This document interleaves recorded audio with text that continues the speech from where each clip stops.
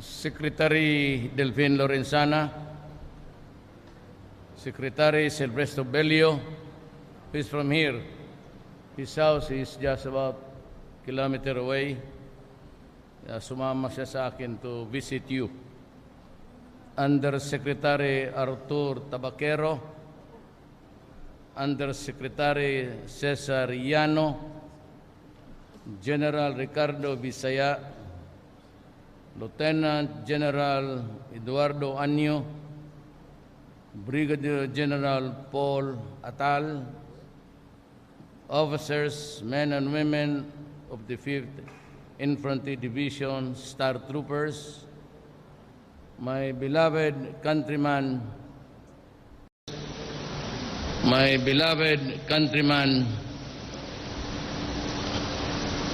soldiers of this republic. I have a very limited time because nagsisira ka agad dito. I have to go to Cabanatuan for another appointment. But meron akong mga mensahe sa inyo. Well, for one, we are talking now with the Oslo authority, mga komunista pati ang Republika. Now, let me tell you from the heart. Masakit to kasi alam mo, natural enemy. But let me also remind you na itong natural enemy natin na gusto magpatayan rin are Filipinos. And kaming lumaki na since estudyante kami noon. And then naging presidente ako. Basahin ko yung Constitution, baliktarin ko man o sidewise. It is really my golden duty to seek peace for the land. Ang trabaho ko is maghanap ng paraan kung paano natin matapos ang patayan sa kapwa Pilipino. And I have done everything. As a matter of fact, even before I took my oath of office, I was already sending si Secretary Bellio and Doresa to start the negotiation. We are doing well, and in the fullness of God's time, I pray na magkaroon tayo ng kapayapaan. But ang problema natin, kakaumpisa lang sa other side. The Mindanao is a very sticky issue. I come from a lola na Maranao. Ang lolo ko Chinese. So, in a way, if there is anybody who would also want peace for my land, isa na ako. Because the Vice Mayor, si Punong, yung kabarkada ni General Atal, dyan sa Mindanao, lahat ng mga opisyal niyo dumaan ng Mindanao, so kilala ko. I've been mayor for 23 years. Pag naariglo natin itong komunista, it is not a case where relax na tayo because your training would continue. In the horizon. At wag ninyo akong tanungin o dadating ba o hindi. Dadating yan. Sigurado ako, and even if I'm no longer around, you will remember me. Dadating yan kasi ito ang na-experience ko. So I find it easy to have access to every Moro tribe for the reason that, lola ko Moro. I have talked to Japar, to Murad. Easily sabi nila, sige Rod, mag-usap tayo. Let us revive the talks. Now remember that Murad said before na kung hindi niya makuha ang BBL, he will go to war. Kasi sinabi ko sa pumunta ako doon sa kampo nila, at sinabi ko, ako na yung presidente, magpatayan tayo, gusto mo? And to Japan. And si Norm Iswari is ambivalent siya. Ang tingin ko, si Nor will not commit now. He's consolidating the forces. but he has lost control of the young men of the Moro generation. Yang Abu Sayyaf na yan. Ang Abu Sayyaf no longer hungers for independence sa Mindanao. They are no longer hungry for autonomy. They are hungry for a fight to establish a caliphate in Southeast Asia. Caliphate is a kingdom for the Muslims. Moro lang naman dito sa atin yan. The natives, called them Moro. Kasi Moro man talaga yan sila. So, ang problema is, hindi na yan sila makipag-usap on the basis of anong maibigay mo, eskwelahan, or it's either the caliphate or nothing. Ito, you have to reorient and reinvent yourself. Because itong terrorism, just like in the Middle East, although may front war, may kasaling urban terrorism. Putok dito, putok doon. Araw-araw yan magtingin ka sa newspaper. CNN or lahat ng international network. Yan ang problema. May banatan, maybe in Mindanao talagang intense yan. So, hindi kagaya, ang NPA, on the move, naghabulan kayo. Pitong Abu Sayyaf, kasi island lang naman, static yan sila dyan. Ang hanapan yan, pabilisan na lang ng tainga pati mata. So, you have to train more. You have to reinvent yourself from almost a soldier in uniform to all of you being intelligence operatives. Kasi karamihan dyan, magpasyal ka, mangangamoy ka. Hindi naman army ito eh. So they come as parang farmers, just like in the Middle East. May mga paputok na ng kutse yan.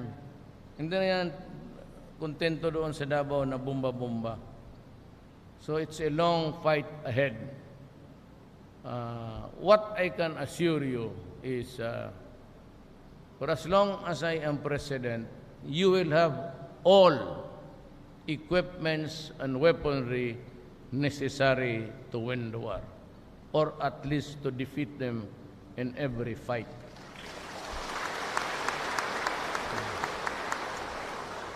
Di kayo maluluma dyan because si Defense Secretary nga binigay ko absolute authority to buy whatever is necessary. We are doing good with the sniper activity. You learn more about it. At saka yung mga vest ninyo, sabi ko lahat dapat pagpasok, lalo na yung mga entry. Magkailangan na. But more of you will be given yung protection sa armor. And of course, the weapons that you desire. But above all, I have ordered and will binigyan ko kayo din ng almost $500 million. Last time sa AFP nagpunta ko, maraming kulang ninyo, marami akong binili. MRI, barek is for pag nag-away kayo dyan, hindi kayo na-extract kaagad, tapos nasugatan ka sa kamay paa, at yung gangrene, basta maipadala ka lang, mailipad ka sa, and my orders are, yung presidential plane ko, binigay ko na sa armed forces for the use as air ambulances. Baski isang sundalo lang, basta ka medyo magdating na yung gangrene, ganon, ilipad ka agad. It is like a tank where yung divers, tapos mas mabilis pa sila sa bubble, and the supper, they call the bends, yun ilagay ka doon, and the circulation will help you normalize or stabilize you. Lahat na pwedeng para makabuhay. And yung mga field hospitals ninyo, I'd like to mention ito now for the first time. Somebody is giving us 1 billion to yung sa mga Davao, meron doon ospital. We will complete it so that kung maaari lang, ipauna ko yung sa ulo. Doon ko ilagay yung ospital na mga operating rooms. Lahat ng kailangan. Somebody is giving us, but he does not want me to mention his name. Pero ewan ko lang, someday, maybe maglilik rin yan. He wants to start. As a matter of fact, they're also starting to build the rehab for the addicts sa Cebu. So, lahat yan, ipalapit ko yung mga ospital na for life-saving. And I said, there are about ilang aeroplano ba yan sa presidential, I've given that up. Hindi ko na nagamit ni minsan. Sabi ko, gamitin na ninyo yan for ambulances. For those na kailangan ng ospital kaagad sa Maynila, madala kaagad kayo doon. To save lives and everything. And do not be afraid as a soldier. Alam ninyo yan eh. Nung pumasok kayo pagkasundalo, alam ninyo yan. But you know, let me be very philosophical about it. Hindi pa kayo pinanganak. Wala pa yung nag-asawa yung tatay, pati nanay mo. Lahat tayo dito sa mundo may guhit. Believe me. Okay yung makinig sa... May chaplain ba dito? Wala. Are you here? Andito yung chaplain. Huwag na sana ma-open. But lahat tayo, bago kayo alam na ng Diyos kung saan ka ilagay at kailan ka hanggan. And you choose to be a soldier, nandyan na yan sa palad ninyo. That when the time comes, when you grow old enough to decide for your own, that you will become a soldier is already written in your destiny. So, ipinili ninyo yan. So, hindi sabihin mo mamatay. But you play with life and death. But that is natural. Kung ako ang sundalo, papiliin mo ako in the field of honor sa battlefield o paabutin mo ako ng 70 years old, ang sakit ko, bangungot, mamatay, ay putang. Dito na ako sa... I mean, when you are a soldier, you should die as a soldier. Bakit ka pa mamili ng iba? But if you are good enough, well, at least makalima-anim ka lang naman, tabla na, but most of you will survive. I know that. Hindi naman yung mga casualties, hindi magagaya noon. Modern medicine, modern lahat. As a matter of fact, I said yung mobility ninyo is faster by allowing you to use yung aeroplano para sa akin. Sa inyo na yan. Hayaan na ninyo ako. Kaya ko nang mag-commercial. So, prepare for that eventuality because ang kalaban nyo dito, sabog. So, magbantay kayo you have to learn from the police. Yung nagkatapos ng mga ganon, pagtingin lang sa isang bag, and yung movement sa eyes, typical yan. Kaya ninyo naka-ganon, naka-shades, ayaw halos makita yung configuration ng muka. Tapos may bag, very casual, but very nervous. Kaya ninyo yan, pag-aralan lang ninyo ng mabuti. Profile, the profiling of a bomber or a terrorist. Now, the second I said, you will have everything you need. Walang problema, ibigay ko sa iyo lahat. Second is yung sa droga. I do not know if I will survive the 6 years or not. But if I do not survive the 6 years, the imponderables of life, whatever the cost may be, kaya nga ako pumunta dito, na-late ako ng konti lang naman, because I had to pass by the headquarters yung sa PSG, sa likod, because the doctor there died yesterday, and I had to pay my respects to the wife and the child. Ayan ako. So, hindi man natin talaga alam ko. And he was very young, 57 years old.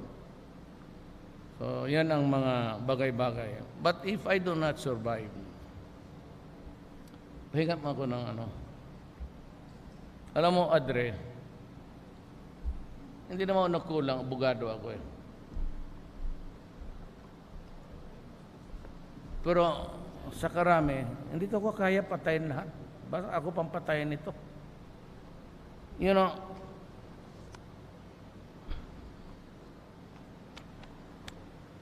ito lahat yan.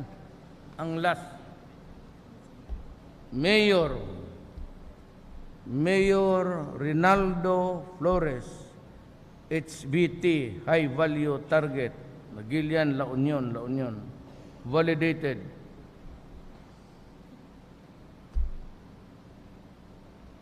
Tapos dito sa isang page, Mayor,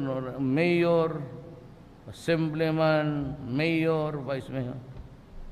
Dito sa iba naman, puro barangay captain. Barangay captain, Bunay Sultan, Lumate Maasin, Municipal Councilor. Alam mo, ang kontra ko dito, Gobernador, Congressman, Mayor, Barangay Captain, nasa gobyerno. How can I build a case na ganito? Sa karami, sabihin ng human rights, itong mga torpe na you build a case, then you file. Paano? Sana ko maghanap ng pulis na kayo, you are preparing for what? Ito. Oh. Sana ko kagaya si Luot, Region 1. Nandyan yung pangalan niya. General Luot. Region 2, nandoon yung pangalan niya. Region 3, nandoon yung pangalan niya. Region 4, nandoon. What does that mean? It means to say that wherever he was assigned, he was into drugs. That is what it means. Ayun ang mga kalaban nito. Kaya sabi ko, if it would outlast me, kung wala ako bigla, ang hingin ko lang sa inyo, lahat kayo, pati mga journalists, see to it that this country will not take a spin. Kasi ito, the whole of the Philippines ang tinamaan. Hindi ninyo alam yan. Hindi ko rin alam yan. Sa Davao, stricto lang ako. May namamatay. Kaya ako binibira na human rights violator lang. Pero na presidente ako, yung piniga ko na lahat, doon naglabasa na, ito na yun. Entire Republic of the Philippines.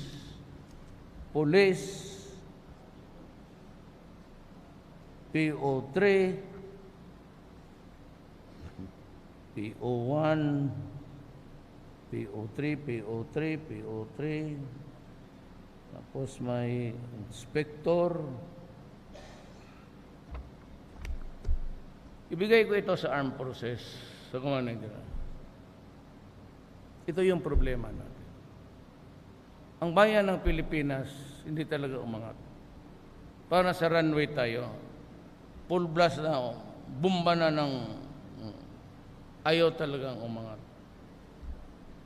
One, corruption sa gobyerno. Kita man naman dito, pati mga polis, pati mga baramangkita.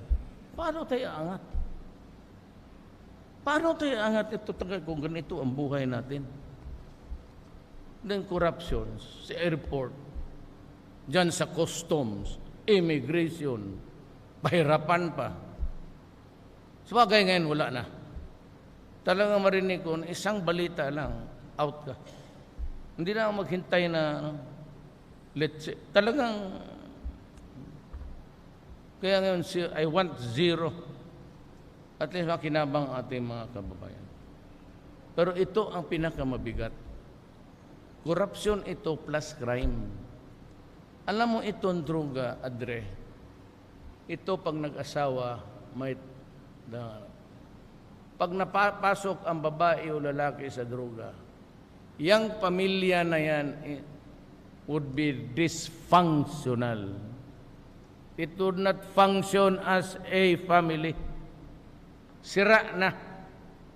So karaming tatamaan ito, umawag ng droga, Magsabi ka lang mga 2 milyon, sabi ng PDEA noon, 3 million. Huwag mo na lang dagdagan, except yung nag-surrender, 700,000. Thousands? Tinaman all over the country. Di anong mayari ng bayan natin? Plus the corruption. Tapos may gulo pa tayong inaharap. May terrorism. Talagang hila. But first, ang masira sa atin, ang gobyerno. Wala akong sinasabi sa inyo. I'm just saying that the ultimate warriors sa Constitution to protect the people is the armed forces of the Philippines. So, bahala na kayo kung ano ninyong isipin ninyo ito kung walang tao to serve. Inyo yan. Sa Constitution is to preserve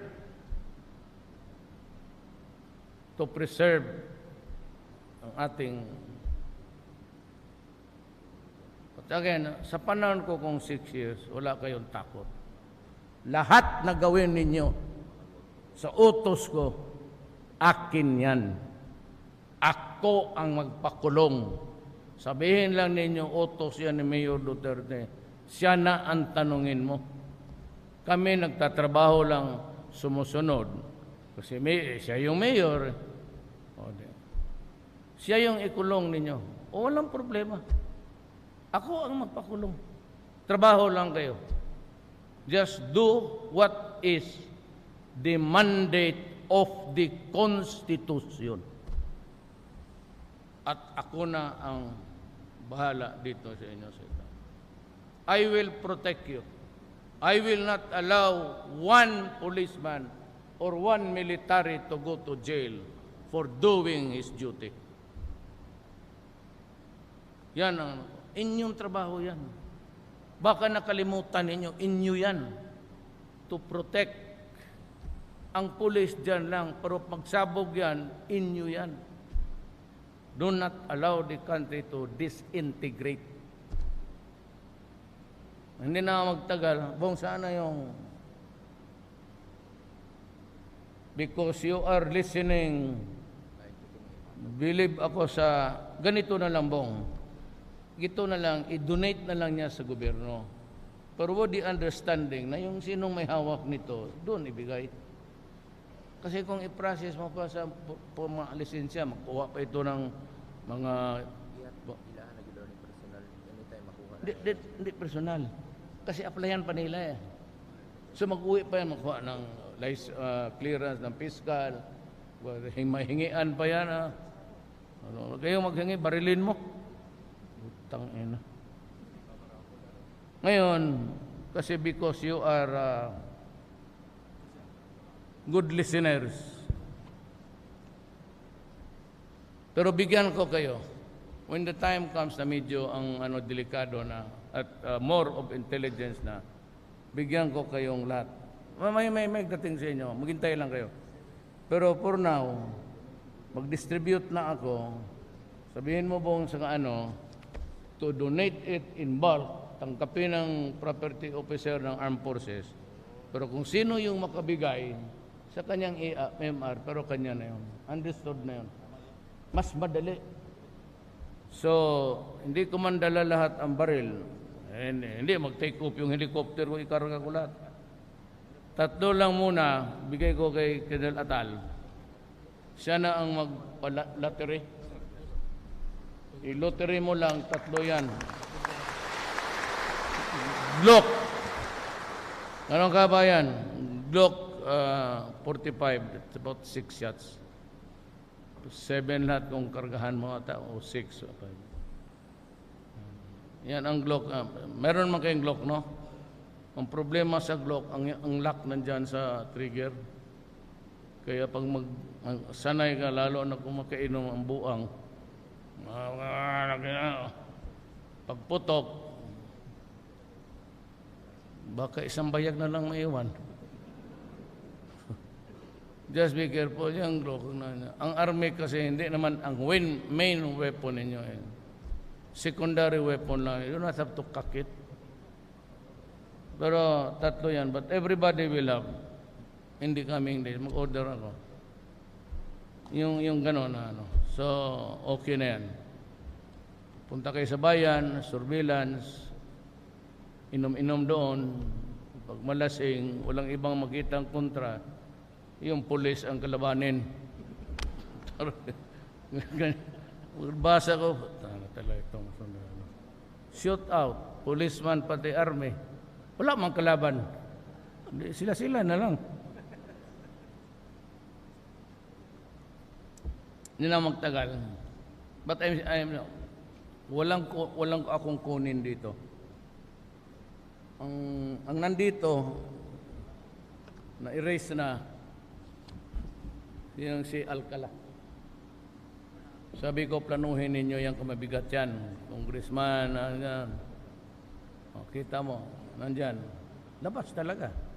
Udikta. Wala si Udikta, sinalvage.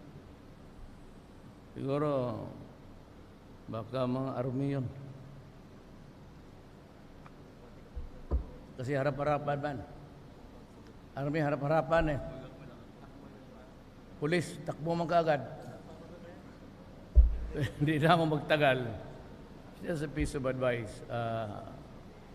Ngayon, there's a lull, silence. Train, slowly train sa covert tawag niya. So that you'll be able to deal with the problem in the coming days. Maraming salamat po.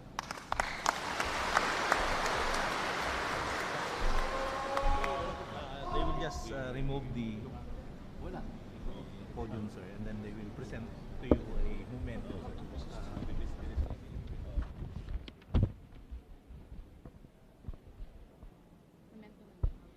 A simple memento will also be presented to our Commander-in-Chief, to be presented by our Division Commander, Brigadier General Paul Talay Atal, DPA Armed Forces of the Philippines.